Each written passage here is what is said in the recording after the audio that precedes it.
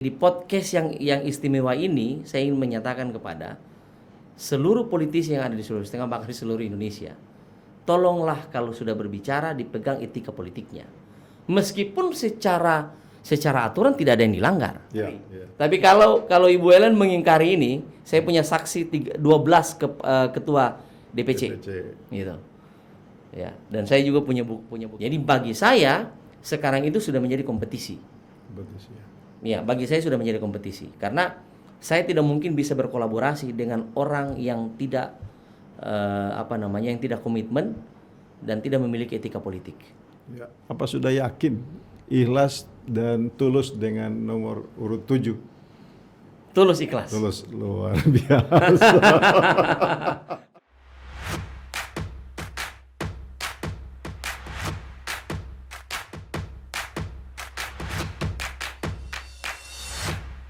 Bismillahirrahmanirrahim. Pemirsa di mana saja kalian berada, Assalamualaikum warahmatullahi wabarakatuh. Waalaikumsalam. Jumpa lagi di podcast Kabar 68, kabar untuk semua. Malam ini kami menghadirkan bintang tamu yang sangat super dari kalangan tokoh muda dari ujung timur Sulawesi Tengah, Morowali. Dan tampil di studio ini untuk kali kedua yaitu Dr. Mardiman Sane, SHMH. Selamat malam, selamat datang di studio podcast Kabar 68. Senang bisa kembali. Ya, dialog kita malam ini akan seru-seru begitu. Jadi berdebar-debar ini. Ya. Karena pertemuan kita itu berapa? 8 bulan lalu ya? Sekitar itu. 6 bulan atau 8 bulan lalu. Iya. Itu masih tahap perkenalan ketika Pak Mardiman punya tekad untuk maju ke dunia parlemen. Tentunya ikhtiar-ikhtiar yang dilakukan sudah cukup banyak. Mungkin saat ini ada evaluasi, ada belanja masalah, kemudian evaluasi dan solusi yang ditawarkan. Sejak berikhtiar politik, apa saja yang didapatkan di 13 kabupaten kota di Sulawesi Tengah? Baru pertanyaan pertama sudah super. Ya. Satu hal yang saya syukuri dari politik kan, jadi saya bisa berjalan. Ada pepatah mengatakan banyak berjalan banyak dilihat. Ya. Seandainya saya tidak terjun ke politik, maka hampir pasti saya tidak mungkin ke Banggai Kepulauan, ke Banggai Laut, ke Toli-Toli, ke Buol. Tapi berkat politik akhirnya saya bisa berjalan, menyadari betapa luasnya provinsi kita tercinta ini. Ya. Menyadari betapa besarnya berkat rahmat Tuhan untuk provinsi kita ini. Meskipun juga tidak bisa dipungkiri bahwa banyak juga persoalan, banyak masalah yang masih dihadapi oleh masyarakat. Tapi saya yakin dengan potensi baik sumber daya alam, sumber daya manusia, modal sosial maupun modal alamnya, kita bisa mengatasi dan bisa memberikan yang terbaik untuk masyarakat Sulawesi Tengah. Ya. Kira-kira itu kan. Pemirsa, tonton terus acara ini. Jangan lupa like, komen, dan subscribe serta bunyikan lonceng agar channel Anda terus terupdate dengan konten-konten terbaru kami. Hadir di studio kami kali ini adalah seorang advokat politisi berasal dari Kabupaten Morowali Utara, kemudian melanglang buana sampai ke ibu kota negara hingga menyelesaikan gelar doktornya di sana. Tentunya dari perjalanan karir dan ikhtiar-ikhtiar politiknya, di studio ini akan kita kupas satu persatu tentang potensi dan persoalan. Ya. Karena Sulawesi Tengah dengan 13 kabupaten kota, dengan luas wilayah yang cukup besar dan potensi alam yang begitu banyak, tetapi hingga saat ini masih menghadirkan permasalahan utama adalah kemiskinan dan pengangguran. Ya. Tentunya dari perjalanan Bang Mardiman selama 8 bulan terakhir ini tentunya sudah mencuat Karena salah satu contoh misalnya dari perjalanan saya tourney ke beberapa bagian di Sulawesi Tengah, yang didapatkan itu adalah persoalan infrastruktur. Misalnya di Touna saja, jalan-jalan utama yang ke kantong-kantong produksi itu belum terperhatikan dengan baik. Iya. Sehingga bagaimana mungkin misalnya masyarakat itu bisa meningkatkan kesejahteraannya dengan hasil pertaniannya, sementara akses ke tempat itu belum memadai. Ditambah lagi misalnya ke Pulau Burung, Balantak Raya, persoalan yang sama. Betul. Jadi hasil produksi begitu baik, hasil produksi pertanian begitu banyak, tetapi akses untuk membawa hasil perkebunan ke pedagang itu yang terkendala. Sehingga harga yang seharusnya dinikmati dengan sangat super, ternyata merasakan harga yang sangat tidak pantas misalnya. Dari perjalanan Bang Mardiman misalnya, 13 kabupaten kota, saya sudah mengemukakan tadi bahwa salah satu persoalan yang mengakibatkan kemiskinan di Sulawesi Tengah itu bukan turun, malah bertambah. Misalnya per Maret 2023, orang miskin di Sulawesi Tengah ketambahan hampir 6.000. Iya. Terutama masyarakat miskin itu tambahnya di desa. Iya. Karena salah satu persoalan tadi, akses infrastruktur belum tertangani dengan baik. Bagaimana Pak Mardiman melihat persoalan ini? Sebenarnya Kanda, saya hanya menambahkan saja yang Kanda sampaikan tadi itu sudah hampir lengkap. Jadi persoalan utama menurut saya adalah pembangunan di Sulawesi Tengah ini belum berbasis pada kearifan lokal. Ya. Artinya pemerintah belum fokus menggali potensi setiap daerah. Jadi banyak yang iri dengan Morowali dan Morowali Utara.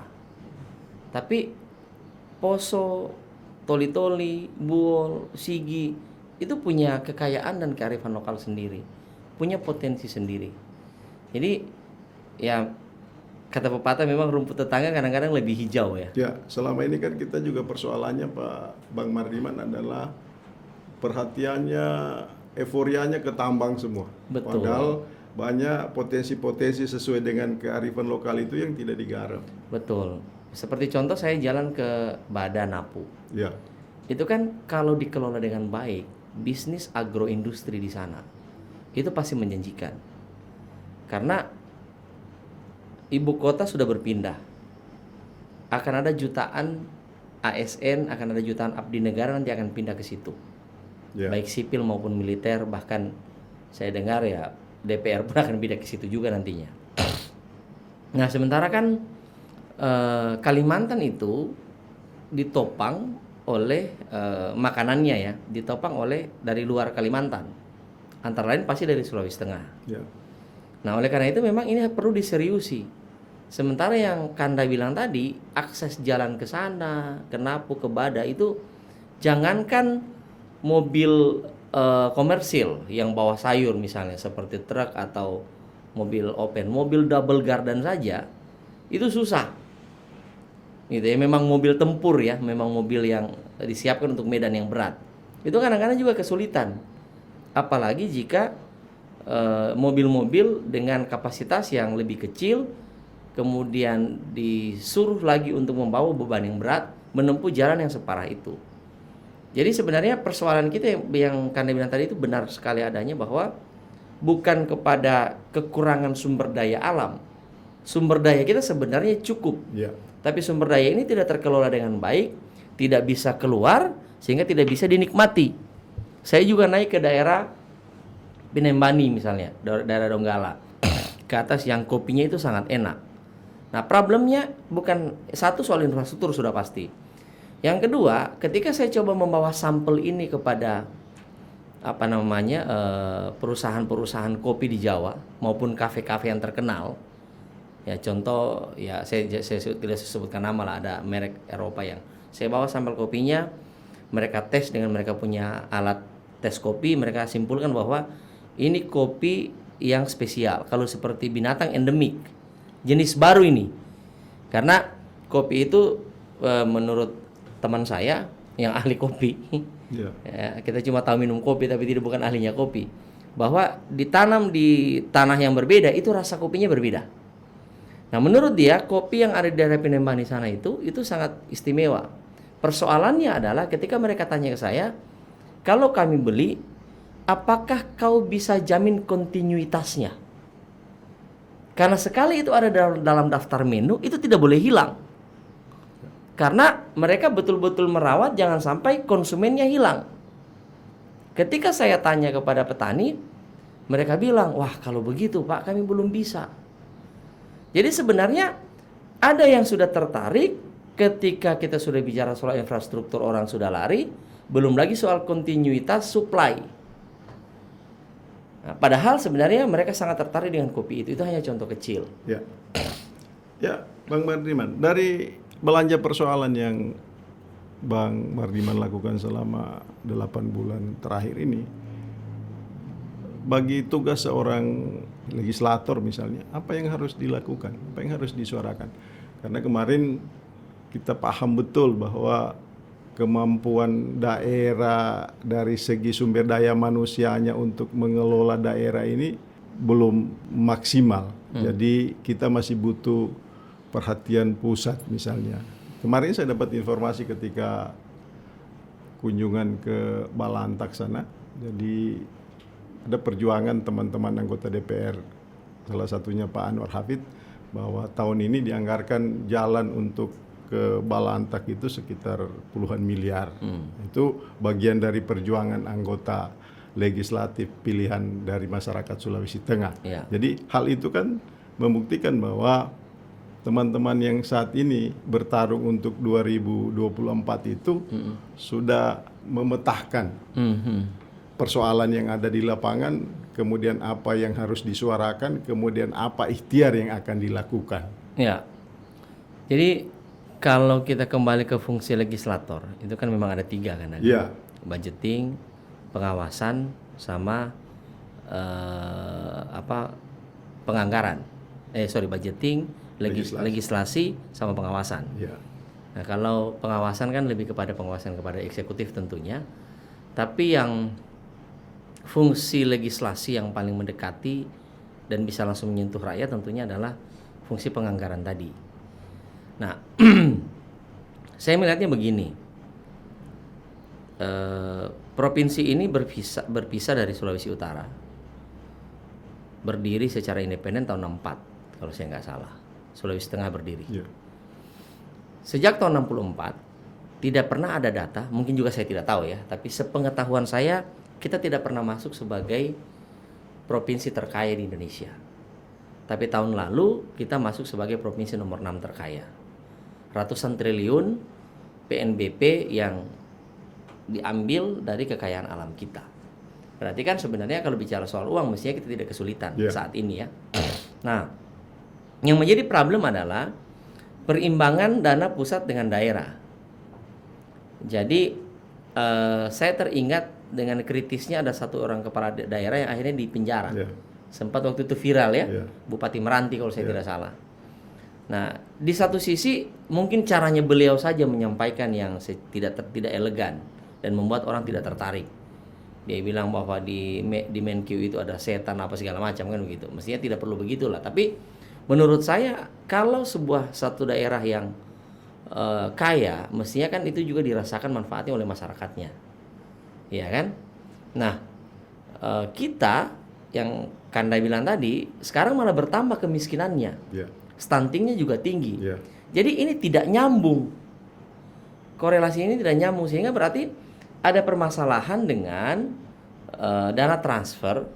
Berarti kan kalau ada permasalahan itu berarti kan regulasinya, karena tidak mungkin juga Departemen Keuangan bisa mentransfer di atas atau mengembalikan yang menjadi hak daerah di atas ketentuan undang-undang. Nah, itu berarti kembali ke fungsi legislasi. Fungsi legislasi bagaimana nanti saya sebagai insya Allah jika Tuhan berkehendak dikirim oleh masyarakat Sulawesi Tengah ke Senayan, saya harus mampu menyuarakan ini, bahwa daerah kami yang kaya tolong dong diperhatikan, tolong diberikan dana bagi hasil yang lebih seimbang dan lebih berkeadilan.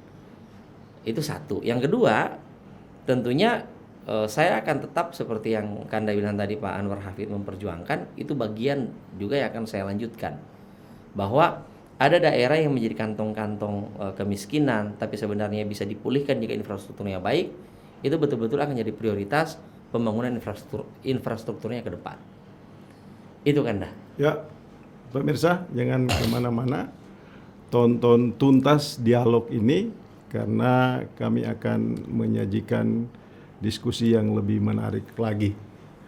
Subscribe, like, dan bunyikan lonceng agar channel Anda terus terupdate dengan konten-konten terbaru kami. Pemerdiman, perjuangan untuk meraih atau untuk sampai pada anggota parlemen untuk 2024 itu bukanlah hal yang mudah. Misalnya kita lihat hari ini di pemilu 2019 lalu, Partai Demokrat mengumpulkan suara 126.000 untuk Sulawesi Tengah, Ya. dan Pak Anwar Hafid itu menduduki kursi kelima. Setelah Nasdem, Gerindra, Ya. Golkar, Golkar. PDIP, dan Demokrat, Demokrat. kemudian menyusul PAN dan PKS. PKS. Tentunya kalau misalnya untuk 2024, misalnya Demokrat itu harus merebut 2 kursi misalnya. Kan sudah ada Pak Anwar Hafid.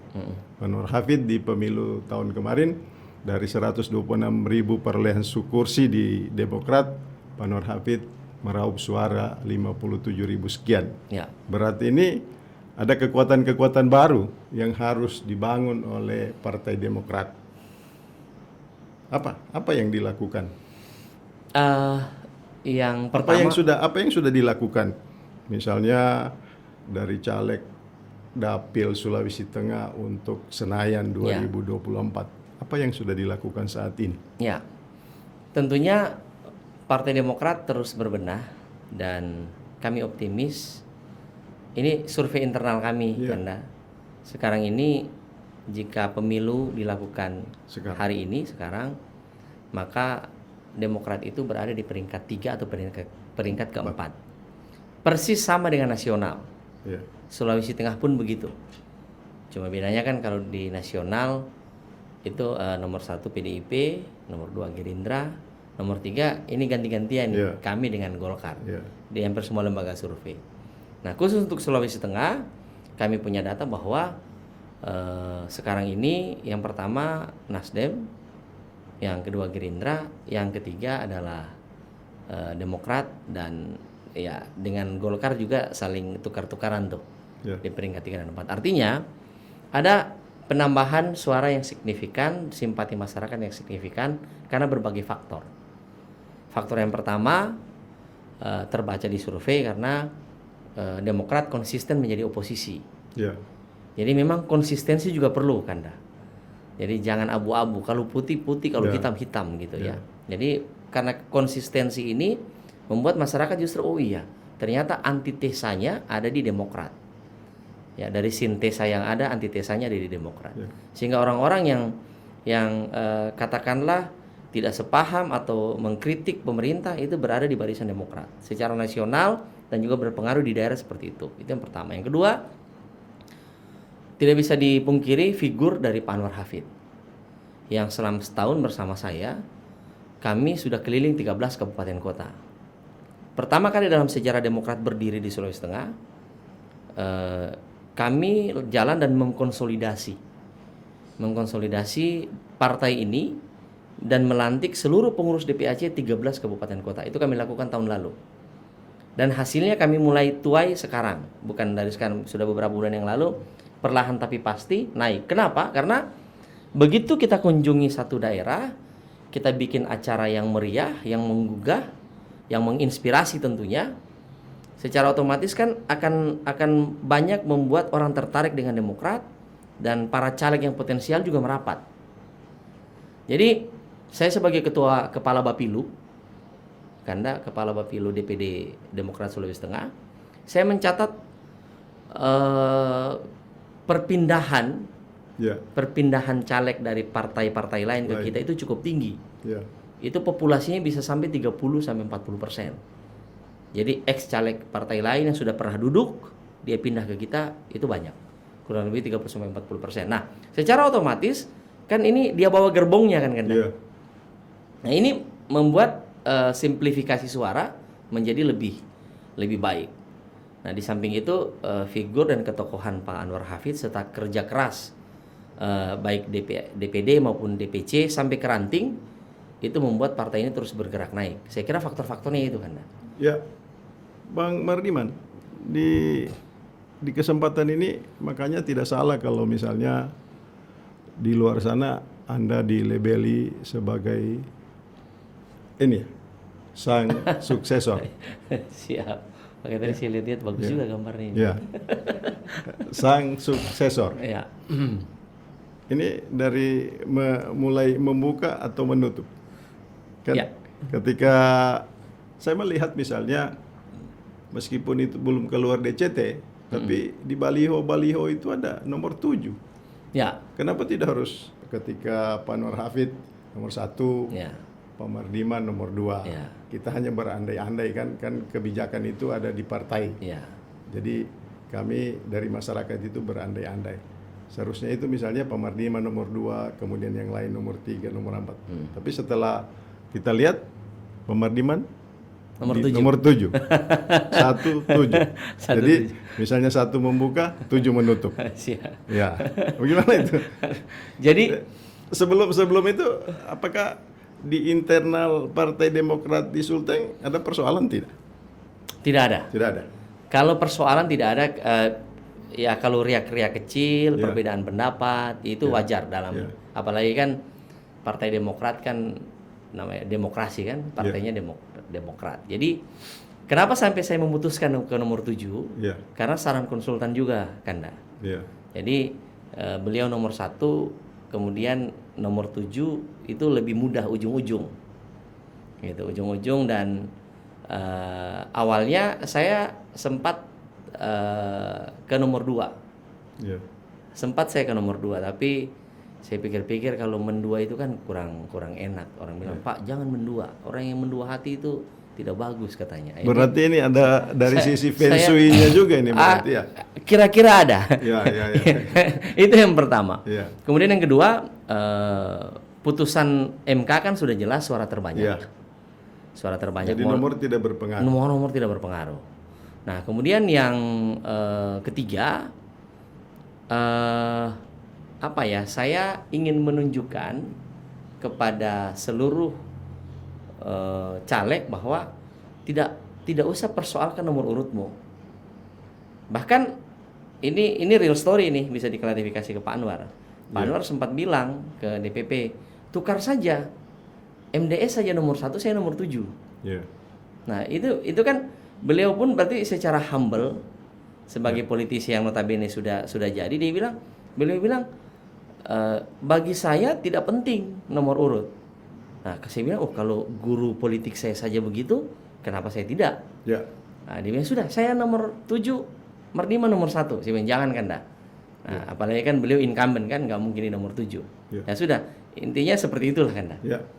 Berarti ini sudah jelas ini misalnya ketika misalnya Pak Anwar Hafid melenggang ke eksekutif, Ya.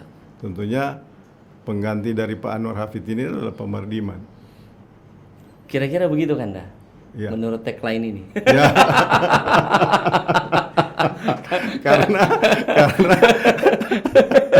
karena kalau nomornya bisa Pak Anwar saja tulus untuk nomor 7 dan mengantarkan Pak Mardiman nomor 1, Iya. tentunya itu ada bahasa yang tersurat di dalam sana. Iya. Ketika saya nanti melangkah menjadi gubernur, Iya. maka yang akan menggantikan kedudukan ini adalah Sebenarnya karena ini true story nih. Iya. Nanti siapa tahu suatu saat Pak Anwar bisa mampir ke sini. Iya. Karena klarifikasi. ya, Ya kan? Sebenarnya beliau itu sudah tidak punya niat untuk maju ya, sebagai calon anggota legislatif. Beliau itu betul-betul sudah fokus Iya. membaktikan dirinya untuk menjadi calon eksekutif. ya, Dalam hal ini gubernur. ya, Nah, cuma atas perintah partai untuk menjaga kuantitas dan kualitas suara. Karena begini kan, dah, dengan metode perhitungan Saintlik ya, yang sekarang kita terapkan, itu berat ya, kalau saya tidak boleh menggunakan kata mustahil, berat sekali satu partai bisa 2 kursi.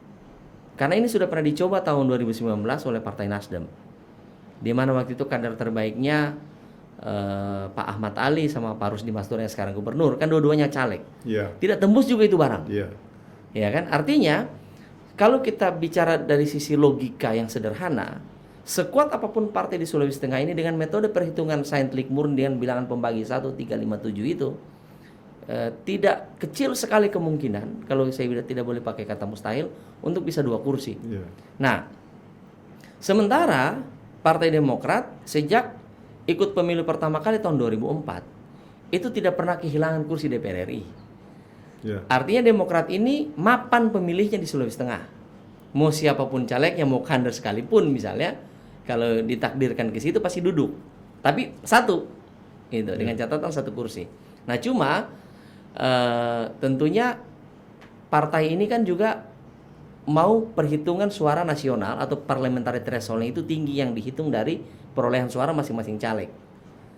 Artinya partai juga mengejar volume, Iya. mengejar kuantitas. Nah oleh karena itu beliau masih tetap ikut untuk menjaga kuantitas itu. Nah dari mana itu terbaca?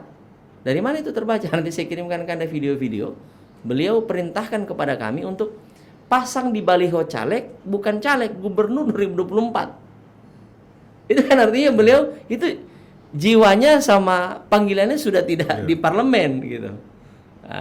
Dan sudah saatnya memang Sudah saatnya. Pak Anwar Hafid itu sudah harus jadi eksekutif. Betul. Karena dari eksekutif ke legislatif dan kembali lagi ke eksekutif dalam lingkup yang cukup besar. Memang, betul. Saya bercakap-cakap dengan beliau itu bilang, Dinda, genetik saya, maksudnya panggilan saya itu, destiny saya itu bukan legislatif. Saya ini orang eksekutif, Dinda. Dari sejak saya sekolah memang APDN kan beliau itu kan. Iya. Nah, APDN, kemudian jadi bupati 2 periode. Dia bilang, saya tidak terbiasa dengan keramaian. Saya terbiasa duduk, termenung, memikirkan nasib rakyat dan mengeksekusinya. Itu saya.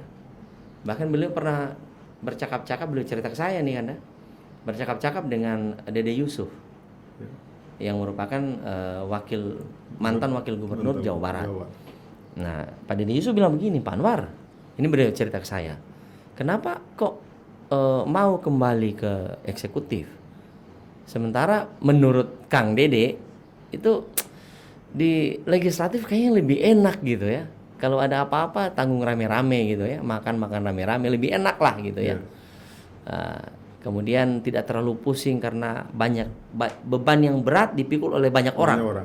Tapi ini kalau eksekutif kan beban yang berat dipikul oleh 1-2 orang, cuma 2 orang tuh. Eksekutif, ketua dan wakil, bupati dan wakil atau gubernur dan wakil. Lalu jawab beliau kepada Kang Dede pada saat itu, beliau bilang ke saya, ini bukan soal berat dan ringannya. Ini soal panggilan untuk tanah kelahiran. Nah, itu yang membuat akhirnya Kang Dede bilang, oh ya, kalau itu saya nggak bisa ngomong.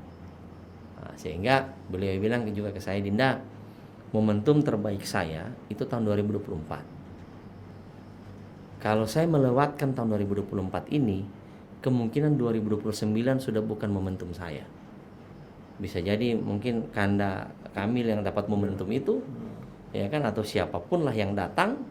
Nah, sehingga beliau akan kehilangan momentum. Jadi memang beliau nawaitu sudah betul-betul bertekad tahun 2024 beliau harus maju. Ya, Bang Mardiman, kita tidak menjustifikasi ya, tapi kita mungkin bisa dikelirkan persoalan pencalekan di internal Partai Demokrat untuk Sulawesi Tengah tidak ada persoalan.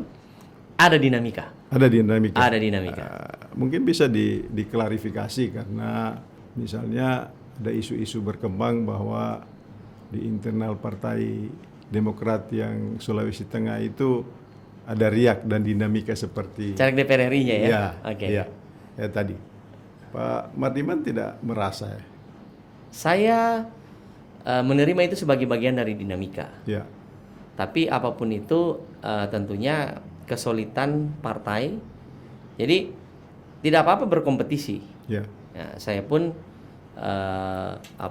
merasa bahwa ya inilah dunia politik di mana memang harus ada pemenang.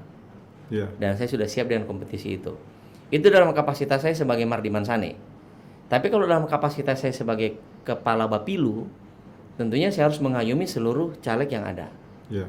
Seluruh caleg yang ada. Kalau sebenarnya karena ini menjadi isu yang seksi karena kan caleg DPR RI. Iya. Sebenarnya banyak hal juga yang lebih dinamis di DPRD 2 maupun DPRD 1. Tapi kan itu kurang menarik dan kurang terekspos. Iya. Nah, coba kenapa DPR RI lebih terekspos? Mungkin karena kasusnya di DPR RI. Nah, jadi sudah jadi rahasia umum yang Kanda tanyakan tadi bahwa memang ada sedikit teriak antara saya dengan Ibu Ellen. Ya. Ya kan, katakanlah begitu ya yang Ya. Kanda ingin sampaikan. Saya sudah menangkap itu. Ya. Tapi itu sebenarnya bagi saya bukan hal yang serius. Hanya saja begini. Itu bukan masalah sebenarnya. Bukan masalah. Tapi karena Kanda meminta saya untuk menceritakan sedikit, Jadi baiklah. ini makanya saya bilang tadi, apakah bisa diklarifikasi? Karena kita tidak menjustifikasi sendiri di diskusi ini. Cuma isu yang berkembang di luar sana daripada masyarakat misalnya mendapatkan informasi yang sepotong-sepotong. Iya, betul. Tentunya saat ini kiranya Pak Mardiman pas untuk memberikan, kalau bukan klarifikasi mungkin memberikan kabar tentang rahasia umum itu. Iya. Ya nggak apa-apa, kita sampaikan saja kan ya. Iya. Di ruang podcast yang Iya. hebat bersama Kakanda saya yang hebat ini kan. Iya. Jadi begini kan. Karena daripada orang bercerita bisik-bisik kan tidak bisa diklarifikasi. Betul. Kan? Ini sebenarnya ada cerita apa kan gitu ya? Iya, ada cerita apa? Jadi seru ini. Iya. Jadi seru. Jadi gini kan. Iya. Tahun lalu ketika saya pertama kali bergabung dengan Demokrat, atas ajakan dan konsensus antara saya dengan beliau. Iya. Terus terang karena saya tanya ke beliau. Saya bilang Sulawesi Tengah ini ada 13 kabupaten kota. Nah, satu-satunya stronghold, satu-satunya kabupaten yang katakanlah kabupaten biru di Sulawesi Tengah, ya birunya Demokrat ya, bukan birunya Nasdem. Birunya Demokrat adalah Kabupaten Poso. Iya. Dan jujur Kanda, saya bukan anak kemarin sore berpolitik. Saya mengerti soal segmentasi. Saya paham soal bagaimana bertempur di dapil yang sama, di segmen yang sama, di orang yang sama. Kan segmen suara itu kan Kanda, seagama, ya kan, gender, itu tidak bisa dinafikan. Di politik seluruh dunia pasti ada kan gitu kan. Nah, lalu waktu itu saya tanya sama Pak Anwar, saya bilang, Kanda mohon izin, saya perlu mengetahui dulu apakah saudara saya yang di Poso itu ada niat tidak untuk maju ke Demokrat, karena biar bagaimanapun Papit Ingkiriwang itu adalah salah satu tokoh di Demokrat, almarhum ya, ada satu tokoh di Demokrat yang juga punya nama besar seperti Pak Anwar. Beliau juga Bupati Poso 2 periode. Nah, jawaban Pak Anwar pada saat itu beliau bilang tidak Dinda, beliau itu mau tetap di DPRD provinsi. Oke, fine kalau begitu. Kalau suatu saat saya akan ketemu dengan beliau. Nah, pertemuan saya dengan beliau itu pertama kali dalam acara musyawarah daerah pemilihan tahun lalu tuh. Nah, di situ kita bincang-bincang dan beliau menyatakan kita tidak maju ke DPR RI. Nah, waktu kita persiapan roadshow untuk pelantikan 13 kabupaten kota di restoran Al Jazeera di Jakarta. Itu berkumpul seluruh ketua DPC se-Sulawesi Tengah. Nah, dalam acara makan malam itu Pak Anwar nyentil, bagaimana Ibu Ellen mau ke DPR RI atau tidak? Karena demi Tuhan Kanda, saya ikhlas saat itu ya. Saat itu, kita tidak bicara saat ini nih. Oh, kalau saat ini saya tempur habis-habisan. Nah, waktu itu saya ikhlas jika memang beliau mau maju. Demi Tuhan, karena saya masuk ke Demokrat Kanda, jujur. Banyak orang masuk ke politik dengan berbagai motivasi, dengan berbagai jalan, dengan berbagai kemungkinan. Tapi kalau Mardiman Sane masuk ke Demokrat, itu semata-mata karena Pak Anwar Hafid, titik. Inspirator saya, mentor politik saya. Percayalah jika Pak Anwar Hafid tidak di Demokrat, saya pasti tidak di Demokrat. Oleh karena itu apa yang dikatakan beliau itu yang saya ikuti. Nah, karena itu kemudian beliau tanya dalam makan malam itu, saksinya seluruh DPC, seluruh ketua DPC kabupaten kota Sulawesi Tengah bisa ditanya. Nah, beliau bilang, oh tidak, Mardiman Jo. Nah, dengan gaya beliau kan begitu ya. Ya Mardiman Jo, kita ndak usah. Gitu. Oke. Ya puji Tuhan, alhamdulillah ya saya terus berjalan dengan keyakinan, dan pada akhirnya sekitar bulan Februari beliau mendaftar sebagai caleg DPRD 1. Dan itu ada dokumennya. Karena saya Bapilu, jadi saya tahu gitu. Beliau mendaftar sebagai caleg DPRD 1, dan kemudian waktu itu saya ingat betul pembicaraan Ibu Bupati, Ibu Verna mengundang saya dalam hari ulang tahun Kabupaten Poso ke-128. Di mana waktu itu saya berpartisipasi, mensupport kegiatan Pemda, ada juga ucapan terima kasihnya Ibu Verna di saya, kan gitu. Nah, tiba-tiba dicabutlah berkas Silon dari provinsi dipindahkan ke pusat. Bagi saya ini tidak ada masalah. Karena itu memang haknya Ibu Ellen. Tidak ada yang bisa melarang hak politik. Tapi ingat Kanda, menurut saya dalam politik ada etika politik. Manusia yang dipegang itu omongannya. Gajah mati meninggalkan gading, harimau mati meninggalkan belang. Manusia yang dipegang omongannya. Jadi di podcast yang istimewa ini, saya ingin menyatakan kepada seluruh politisi yang ada di Sulawesi Tengah, bahkan di seluruh Indonesia, tolonglah kalau sudah berbicara dipegang etika politiknya. Meskipun secara aturan tidak ada yang dilanggar. Tidak ada yang dilanggar. Secara hukum tidak ada yang dilanggar. Itu hak asasi masing-masing. Tapi kan kau sudah sempat berucap, engkau sudah sempat mendaftar sebagai caleg DPRD 1, tiba-tiba caleg ke DPR RI. Nah, ya sudah. Dengan begitu saya sampaikan saya bincang-bincang sama Pak Anwar. Pak Anwar bilang, ya sudah Dinda, mau di apa? Ya memang hak-haknya.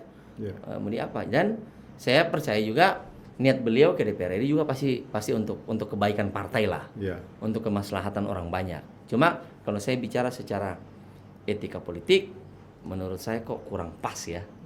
Nah, kita sudah komitmen, saya di DPR RI, beliau di DPR provinsi, tapi kemudian tiba-tiba komitmen itu dilupakan begitu saja. Nah, saya jadi teringat cerita Ibu Mega dan Prabowo ini kan, yang selalu diungkit di setiap pemilu kan begitu ya. Komitmen Mega Pro, perjanjian batu tulis. Perjanjian batu tulis, yang masing-masing pihak kemudian mengingkari. Tapi kalau Ibu Ellen mengingkari ini, saya punya saksi 12 ketua DPC. Gitu. Ya, dan saya juga punya bukti-bukti yang penting. Tapi riak-riak itu sudah selesai. Selesai dalam arti ya sudah masing-masing berjalan. Bagi saya Kanda, seperti yang saya bilang sama Kanda tadi, seandainya saya tahu ini sejak tahun lalu, saya mungkin tidak akan ke DPR RI. Jujur. Jadi saya bukan berarti menyesal ya. Saya tidak akan ke DPR RI. Tapi saya juga paham bahwa inilah takdir.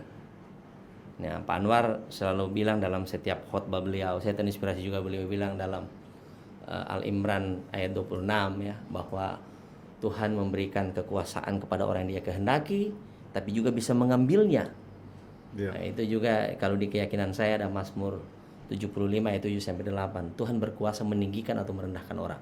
Saya di situ aja sudah sekarang kan, bahwa saya ikhlas, saya berjuang dengan ikhlas dari sisi iman seperti itu, tapi dari sisi manusia saya akan bertempur habis-habisan.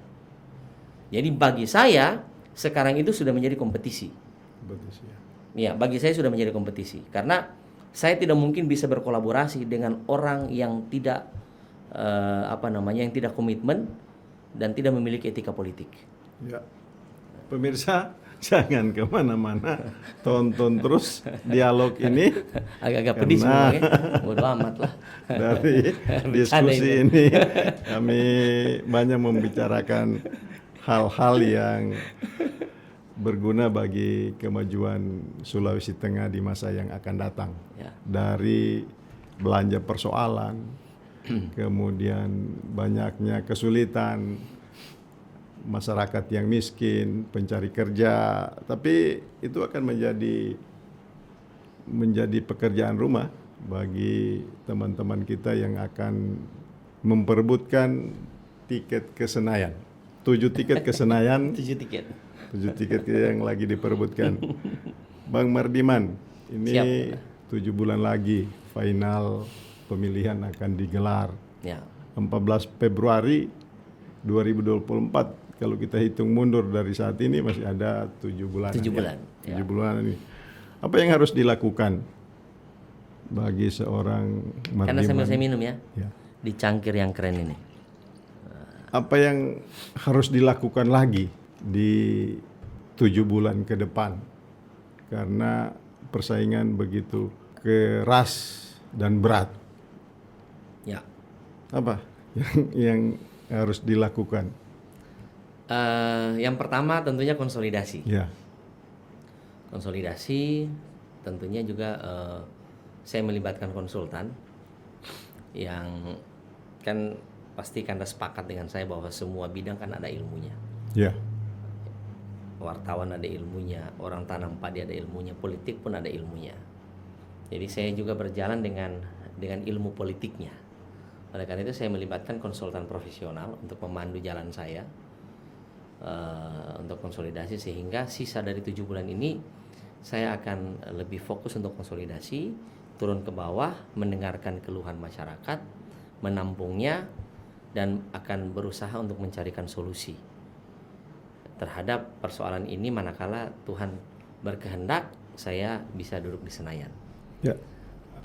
Kemudian apa sudah yakin, ikhlas dan tulus dengan nomor urut 7? Tulus ikhlas. Tulus, luar biasa. Tulus ikhlas. Inilah seorang advokat politisi dan politisi advokat. Sangat luar biasa, karena kadang ketulusan itulah mengantarkan seseorang untuk Amin. ke pucuk kesuksesan. Amin Ganda. Amin. Kemudian apa yang ingin disampaikan ke teman-teman satu partai, teman-teman politisi, kemudian tim relawan yang ada di lapangan sana, simpul-simpul yang sudah bertebaran sampai ke ujung pelosok desa sana, dan bagi masyarakat Sulawesi Tengah? Iya. Saya membaginya menjadi 3 bagian berarti ya. Bagian pertama untuk teman-teman separtai, para caleg berkompetisilah sehabis-habisnya. Tapi di dalam kompetisi ini jangan sampai kita melukai hati rakyat. Bagaimanapun tujuan kita berkompetisi adalah untuk memenangkan hati rakyat. Yang kedua untuk, kalau tadi teman separtai, kalau yang kedua untuk para relawan dan orang-orang yang mendukung saya mohon agar saya terus didoakan, kita terus berupaya sampai berupaya maksimal sampai titik darah penghabisan kalau kayak kata-kata pahlawan gitu ya. Dan untuk masyarakat Sulawesi Tengah biasanya kan tahapannya kan 3 kan, dikenal, disukai, dipilih. Tapi kalau saya menambahkan 1, dikenal, disukai, doakan dulu, baru dipilih. Jika menurut saudara-saudara, walaupun saya disukai, tapi ketika dibawa dalam doa dengan keyakinan apapun itu, sepertinya saya kok nggak sejahtera ya mau pilih Pak Mardiman. Jangan-jangan ini orang punya motivasi tersendiri. Lebih baik, makanya saya juga berdoa dengan tulus. Jika memang saya bukan orangnya, ya saya pasrah, saya ikhlas. Jangan saya, Kanda, jujur. Tapi bila saya orangnya, dari hasil doa orang-orang yang bersama saya, orang-orang yang berjuang bersama saya, para relawan, maka ya itulah jawaban yang terbaik yang bisa kita ambil dan bisa mengantarkan saya ke Senayan. Ya. Luar biasa. Pemirsa, di mana saja kalian berada, tidak terasa diskusi ini akan diakhiri sampai di sini. Banyak yang sudah disampaikan, ada hal yang berupa klarifikasi dari isu-isu miring yang berkembang di luar. Ya. Tapi itu bukanlah justifikasi dari studio kami, tapi itu hanyalah bentuk klarifikasi.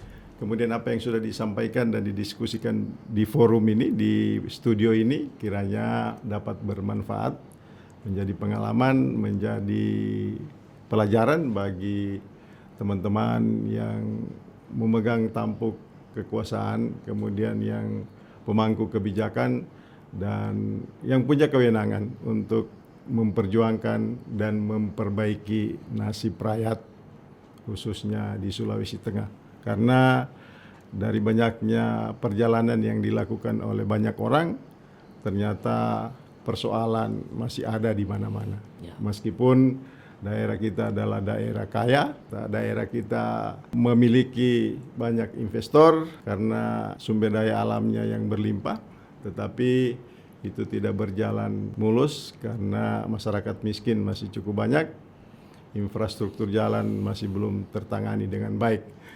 Di akhir podcast kali ini ada 3 kata yang saya ucapkan adalah Mardiman sang suksesor. Terima kasih. Terima kasih. Demikian, Assalamualaikum warahmatullahi wabarakatuh. Waalaikumsalam. Terima kasih banyak. Terima kasih kan.